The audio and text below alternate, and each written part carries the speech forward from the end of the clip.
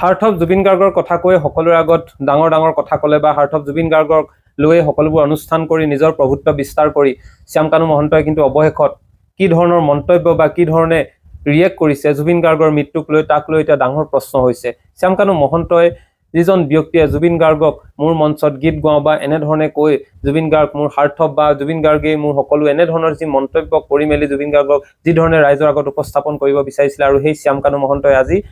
দায় হৰা মন্তব্য দিছে আৰু যেনেকুৱা ধৰণৰ তেখেতৰ মুখৰ যি ৰিয়েকশ্যন এই ৰিয়েকশ্যনবোৰক লৈ এটা প্ৰশ্নৰ উত্থাপন হয়। যিজন ব্যক্তিয়ে আজি জুবিন গাৰ্গক সৰ্বতো প্ৰকাৰে ব্যৱহাৰ কৰিলে বুলি ক'লেও ভুল কোৱা নহ'ব আৰু ব্যৱহাৰ কৰি আজি জুবিন গাৰ্গ নাইকিয়া হোৱাৰ পাছত অসমবাসীয়ে কান্দি আছে আৰু তেনেস্থলত শ্যামকানু মহন্তৰ কিন্তু কোনো অনুশোচনা দেখিবলৈ আমি পোৱা নাই। এনেবোৰ ব্যক্তি আমাৰ সমাজত আমি থাকে, আমি ভাবিছিলোঁ বহুত ডাঙৰ মানুহ, আমি ৰেছপেক্ট কৰিব লাগে, এইবোৰ মানুহে আমাৰ অসমলৈ ডাঙৰ এটা পৰিৱৰ্তন আনিব, আমাৰ সমাজ ব্যৱস্থালৈ ডাঙৰ এটা পৰিৱৰ্তন আনিব। কিন্তু এতিয়া আমি বুজিছোঁ এই মানুহবোৰ কিন্তু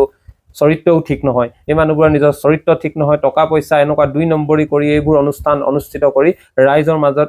বেলেগ এখন মুখা দেখুৱাই ভিতৰি কিন্তু বেলেগ মুখা পিন্ধি থকা এইবোৰ একোজন ভদ্ৰলোক যিসকলে আমাৰ সমাজখন কিন্তু ধ্বংসহে কৰিছে। এই ব্যক্তিসকলক আমি আগতে ফ'ল' কৰিছিলোঁ, এই ব্যক্তিসকলে আমাৰ সমাজত বহুত এটা পৰিৱৰ্তন আনিব বুলি ভাবিছিলোঁ, কিন্তু শেষত আমি দেখিছোঁ এই পৰিৱৰ্তন বৰ ভয়ানক পৰিৱৰ্তন আনিলে, যিবোৰে কিন্তু অসমৰ ইতিহাসত লিখি থৈ যাব এনেধৰণৰ কথা, যি কথাই সমগ্ৰ অসমবাসীক ভৱিষ্যতলৈ অসমবাসীক সতৰ্কিত কৰিব আৰু আচৰিত কৰি তুলিব। সঁচাকৈ কিন্তু আমি এক্সপেক্ট কৰা নাছিলোঁ, আশা কৰা নাছিলোঁ শ্যামকানু মহন্তৰ দৰে মানুহবোৰে এনেধৰণৰ কাম কৰিব পাৰে। তেওঁলোকৰ যে চৰিত্ৰ ইমান লেতেৰা, এইবোৰ যে আমি এনেকৈ দেখিবলৈ পাম কেতিয়াও আমি ভুলতো ভবা নাছিলোঁ। অৰ্থাৎ ইয়াৰ পৰাই বুজিব পাৰি